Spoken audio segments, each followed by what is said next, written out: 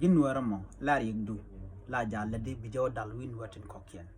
chang man jin ka kwang bo ka xiao ga gwa kwang yo shi du xiu la de yo xia yo la biab la e community nga kan nga ka chikinye nuari la na me jwe na mani jwe okay jwe mi chu kornik re te ga dan kon nuari goro je gwano de ne je gwichanyo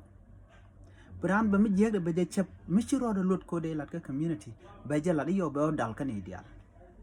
anguno mo yene ideal ko la te je ka to ke nyam je ngaje mani ne ideal ko ken ti la jagam chiran dun che mi je che la ka je le mi je ga ba je gam ko yen support aw bana on yam de kon wore siang me chorlo siang mi je ga long re teka go de jene kon dial de kon right ne me ko ne me cha jwe ni jen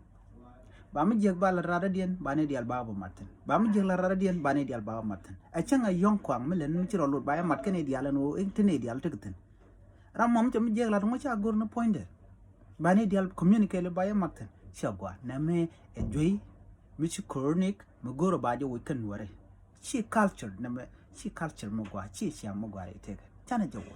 jega ka kon gon do ban je weekend a joy na mo poinde ore ramichim jeglat na mo jega long